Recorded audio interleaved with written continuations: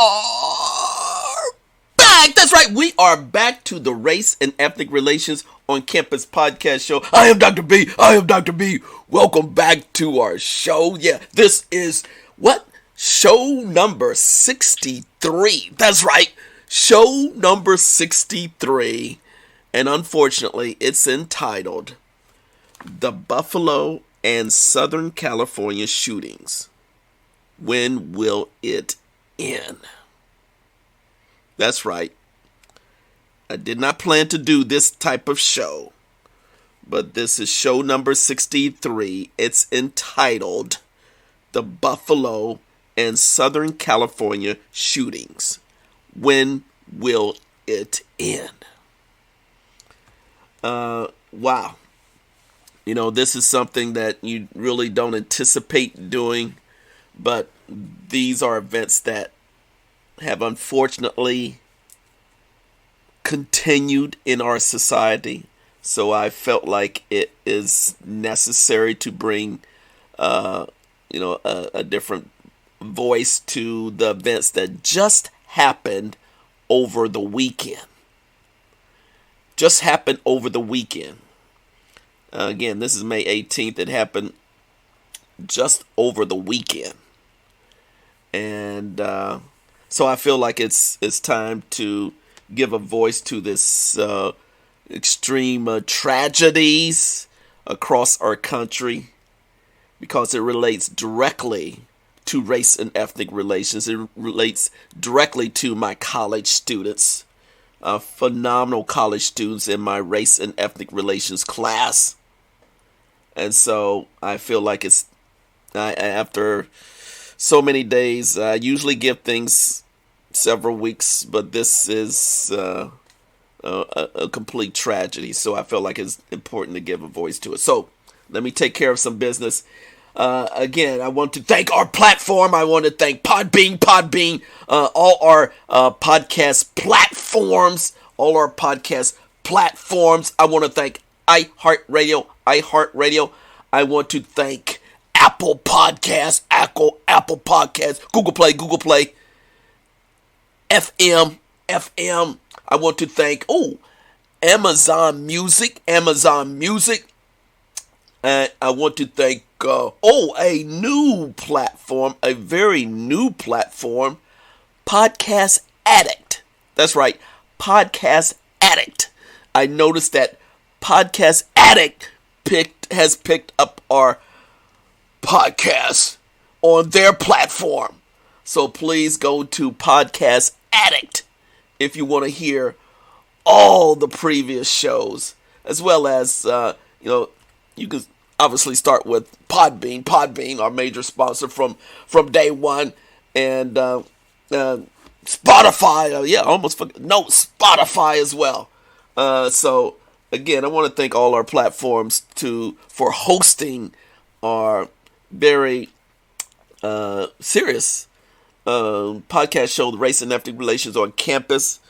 I started this platform, this podcast, it seemed like a couple of years ago. And unfortunately, I have to do these types of shows. And as a matter of fact, I was going to do a different show, but again, this is so significant, and I felt that this is the time to, and it seems like everything got kind of quiet after the initial shock of it, because unfortunately these events are happening more on a consistent basis.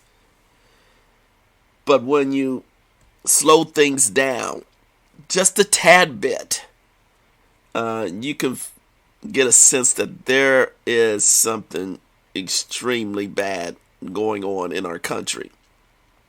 And here's a statement. I'm going to read this statement, read my personal statement that I sent out early this morning, a personal statement that I sent out to a couple of my other platforms, professional platforms, just to make sure, I am connecting with my colleagues.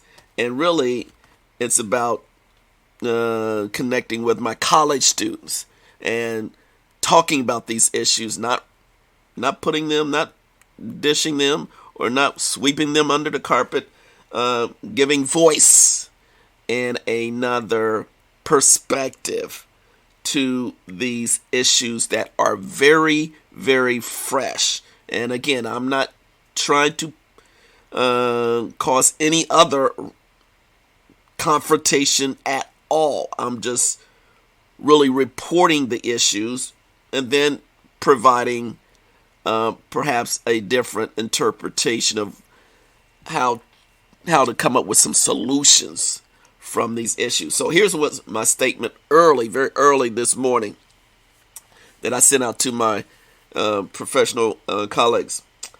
Unfortunately, this past weekend of violence shows that hate and racist acts of violence are still very much a part of our country in 2022. As you know by now, the Buffalo shooting in a predominantly African American grocery store and neighborhood, which led to 10 lives being lost and others wounded, along with the same weekend with the Southern California church shooting, which led to one person being killed, and are indicators that our society members are not connecting and appreciating the struggles of people of all walks of life. This is a very, very sad situation for the individuals who lost their lives, family members and friends of the victims, and all of us who care about human life. We are all connected in some form or fashion, whether we are of a different racial and ethnic group, different part of the country, different age cohort, or different faith. The fact that a white male, and I'm not going to pronounce his name,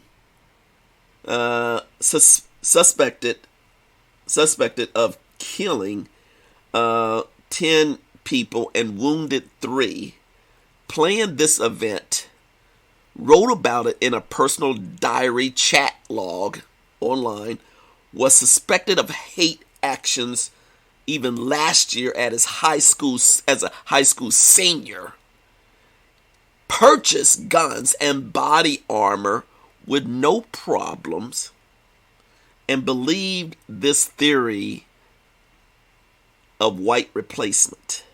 Shows how easily some folks are disconnected with society, insulated, out of touch. In one of the reports that I've seen over the weekend, TV reports, and even late last night, the chief of police of Buffalo stated that this was an outright hate crime, and this suspect is filled with pure hate. That's what the chief of police of Buffalo stated in an interview with many of the major news outlets that had a special news conference on Monday. And then, of course, the President Biden, flew there just yesterday to console the victims. I'm going to get back to that particular incident. Sad situation. Event. Tragic. And then the other event, just this weekend, the fact that a Chinese immigrant, I'm not going to state his name, he was also detained and locked up, suspected of killing one person, yet he had planned to kill Taiwanese church members worshiping at their church by chaining the doors closed, super gluing the locks, and placing certain devices in several locations, explosives, on a vengeance against the Taiwanese church members. Shows how some folks have such hatred against another group of people who share similar histories. Fortunately, in this case, the parishioners at the church fought back and subdued the suspect before any more lives were lost. That's what happened just this past weekend. Two major hate crimes on folks of varying backgrounds.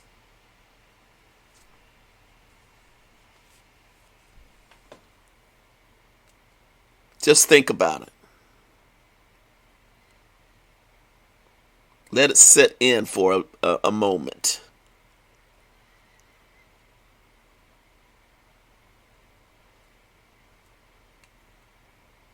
Disgusting. But it's happening. Continues to happen. And the reason why I brought this up is I actually, in my race and ethnic relations class, we talk about these. I have a different scenario. Towards the end of the class, we actually bring up these events that's happened previously. And I get my students to discuss these issues and debate the issue, whether certain tragic situations were based upon race or not. And my students thoroughly enjoy discussing, debating these issues, and then finally coming up with their conclusions. And I preface that time in my class saying that I tell my students, I'm sorry I have to bring these issues up in our class, but these events continue to happen.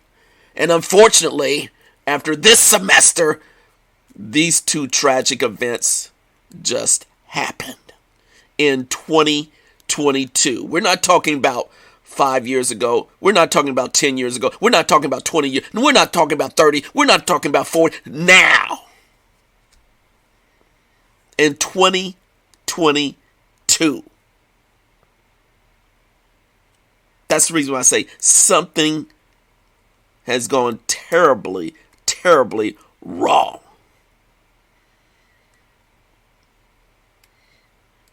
And we are, and I say we, all of us, have been disconnected with a lot of the issues, but those folks who are committing these tragic crimes are further disconnected with reality. Further disconnected. And now let me go into, again, I saw several, continuous news reports of the events in Buffalo. Completely saddened. And actually, when it happened, I saw on one of the major news outlets on Saturday that this event was going on. Well, apparently, this gentleman in Buffalo, he wore tactical helmet and plated armor.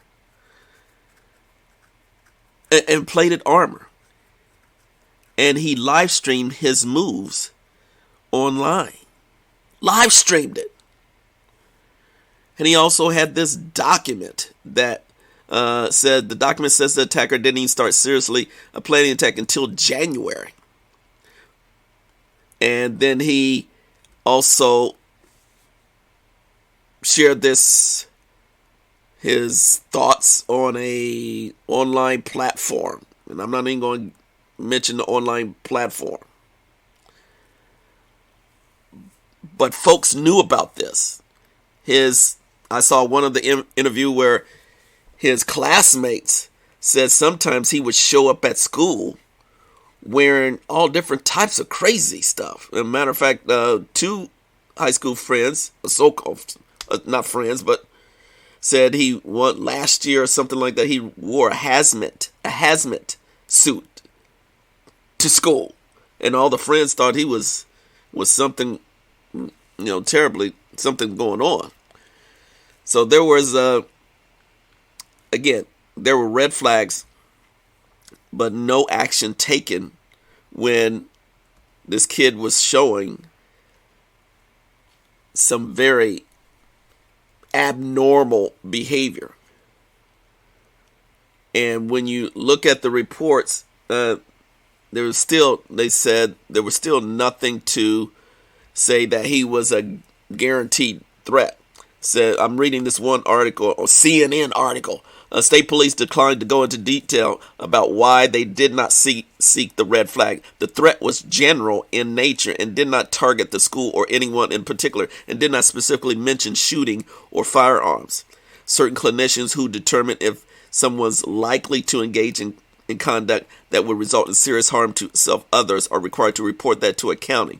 Well, apparently it didn't go far enough, but there were red flags all around this situation. And he was obviously very discontent. And matter of fact, he said officials are also examining the 180-page racist document they say was written by the assailant. 180-page racist document. In it, the suspect confesses to the attack and described himself as a fascist and white supremacist and anti-Semitic.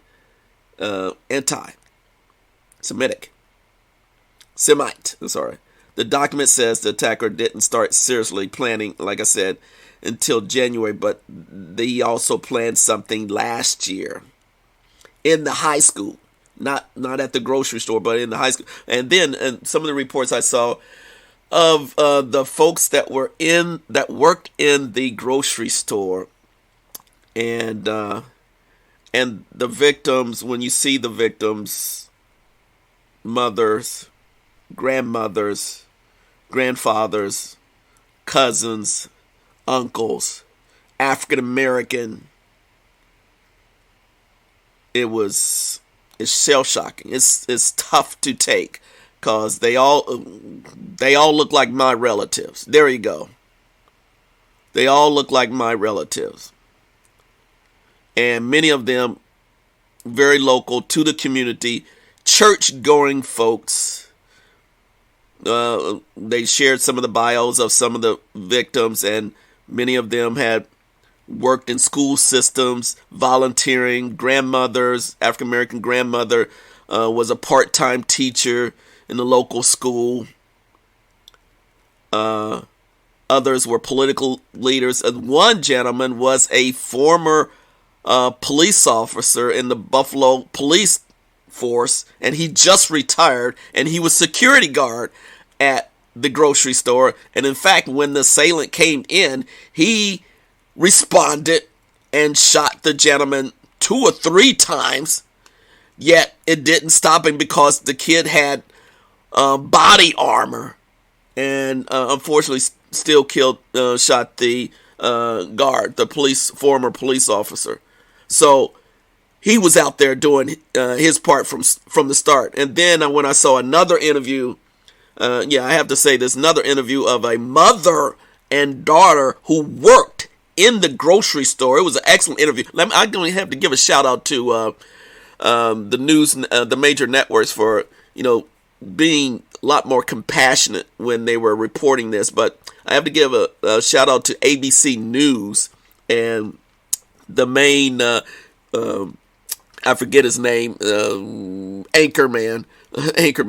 He was there on site, and he interviewed an African American mother and her daughter who worked there. The mother was about in her 40s, and her daughter was about in her early 20s, and both of them worked at the grocery store. And they said without question that the guard was very heroic, stopped the gentleman as much as he could, and allowed the other workers in the grocery store to leave, and then to find a safe place. And they said if it wasn't for his actions, so many more people would have been unfortunately tragically killed. And then the mother said, she said, and they actually, this grocery store actually was struggling just to get support in the neighborhood, because the neighborhood is, just moderate income neighborhood. But the city finally supported this grocery store in a predominantly black neighborhood, in which it's hard to get grocery stores in a predominantly black neighborhood. So this was more like a community grocery store, and that's where, unfortunately, you see a lot of folks who were victims. They were also in the church. They were also in the community organizations. And the one mother who was an employee, she just said, "We're here spreading love." And she said, "We always greet our customers with love. We are connected because most of their customers are local neighbors, and they know one another. And when they saw this gentleman coming into their store, they treated him," she said, "we treated him just like anybody else, with love. We greeted them. That's what we do in their grocery store." That was a impactful statement that this African American lady said. She just said, "We treated everyone who walked through the store of all backgrounds." And she made a fact that this is a culturally and ethnically diverse neighborhood. It wasn't, let me just correct myself, it wasn't predominantly all African American. She said it was a very diverse, ethnically diverse neighborhood. And most of the community came there because of their connection to the neighborhood, but also the prices, and they felt comfortable there. So this woman just said she couldn't believe that this gentleman would have so much hate against the staff and the employees and other folks just coming to the grocery store. And so that was a telltale sign. And then you just heard right next to her, standing right next to her, was her daughter, and her daughter was completely shell shocked of how this could have possibly happened. And she's in her early 20s, and thinking that how could this person have such hate against people? She said, "She don't even know us. He doesn't even know us." Wow. So fortunately, he was detained. The suspect, this 18-year-old suspect, has been arrested and detained, and he has thus far showed no remorse whatsoever. No remorse whatsoever. That is just chilling to think about and to see. And I even saw, a couple of depictions of him being arraigned the next day, and you just wonder how individuals can be so detached from emotion, detached from the real world, detached from real society, detached from being a human being, to be that callous and that hate. And you can see it. And that's when, the chief of police of Buffalo said it. He said it was just pure hate. Pure hate. So again, I hate to bring stuff like that up, but these lives have been lost. Families have been affected. Families have been traumatized. And yet we need to shine a light on it, that these things have to stop. When will it end? It has to end soon. And then the other shooting that happened in Southern California, in Santa Ana, California, and I used to live in California, Southern California ourselves, and this one happened in Orange County across the bay, where this gentleman was detained, and they said he acted like a monster. And here's a little really sad when the district attorney said this about the suspect. And the suspect, a 68-year-old Chinese immigrant, he said, quote, "This monster crafted a diabolical plan to lock the church doors with his victims inside in order to lead what he thought were innocent lambs to slaughter. But what he didn't realize was the parishioners at the church that day weren't lambs. They were lions. They fought back against the evil that tried to infiltrate their house of worship." And fortunately,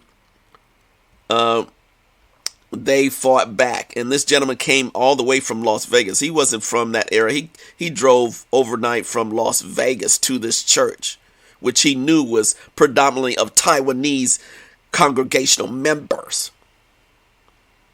And as a matter of fact, they said he spent about an hour mingling with dozens of members of the congregation at a luncheon, gaining their trust so he can somehow do all the bad things that he's set up to do. He said this case is about the person concealing themselves in plain view. And again, one of the individuals fought him, lost his life, but the parishioners and I think was the leader, the pastor who survived, they actually hit him upside the head and wrestled him to the ground, and so that's how they subdued him. They said the suspect had 2 9mm handguns legally purchased years ago in Las Vegas, and 3 bags containing 4 Molotov cocktail devices, explosive, and extra ammunition. So again, and he unfortunately shot and killed. Shane died, and 5 people were wounded, including an 86-year-old woman and 4 men ranging from ages 66 to 92 years of age. The luncheon came after a morning service to welcome Chang, who had served church for 20 years. Chang, who lost his life, moved back to Taiwan 2 years ago, and this was his first time back.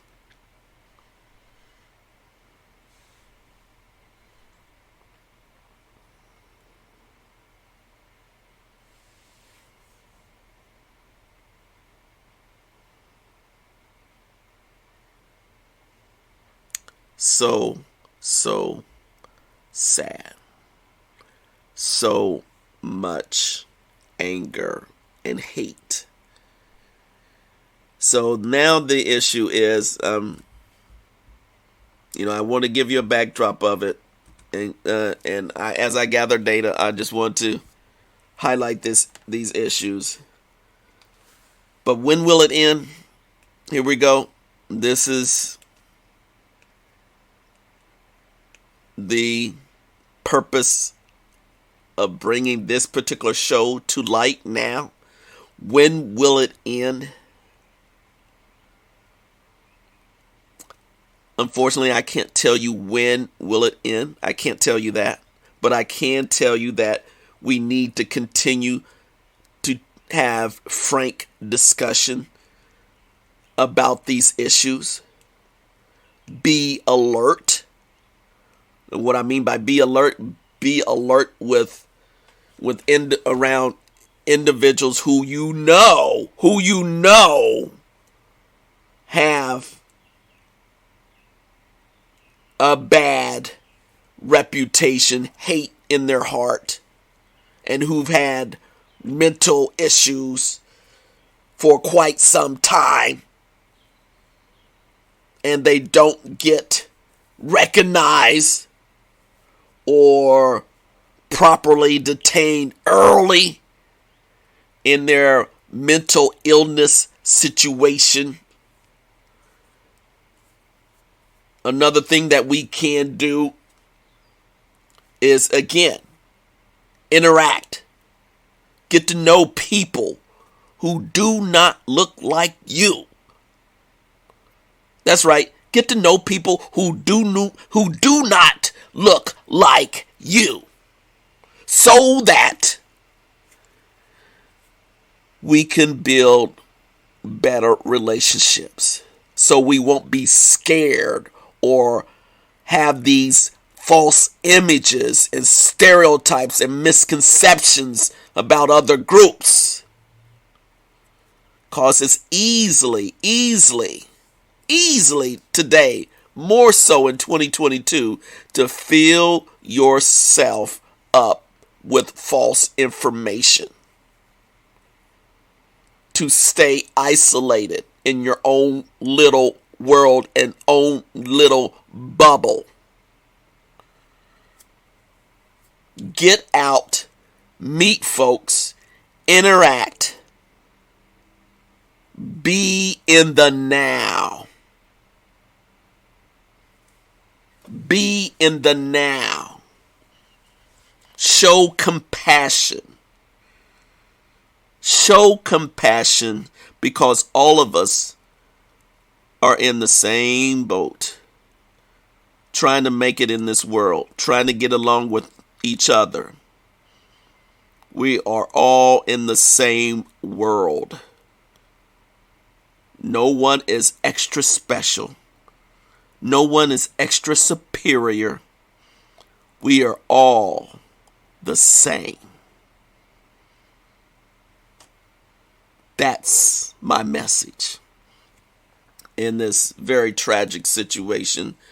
And again, it caught me by surprise. It's caught the country by surprise. But I just did not want to have this event not get properly recognized for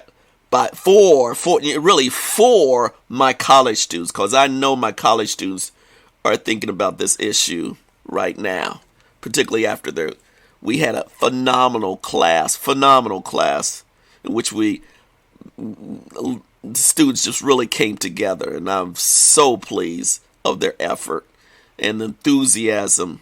They challenged themselves to another level, and I know they're thinking about this in some form or fashion. I know it's, they're on their way of doing their summer thing, but I'm sure when they slow down, they hear about this event. I want them to remember that there is plenty of good in this world. There's plenty of good in this world. So there you go. This is, again, didn't want to do this show, but this is show number 63. The Buffalo and Southern California shootings. When will it end? If you have any comments, questions, send it to ejb678@gmail.com. Again, I'm not about hate. I'm about bringing folks together, coming together, learning, moving forward, collectively together. We're not going to agree on everything, but let's just come together and get to know each other. I want to thank my platforms, Podbean, Apple Podcasts, Google Play, iHeartRadio, FM. I want to thank Amazon Music, and our new platform, Podcast Addict. That's right, Podcast Addict. Thank you for your time. We out. Stay safe, everyone.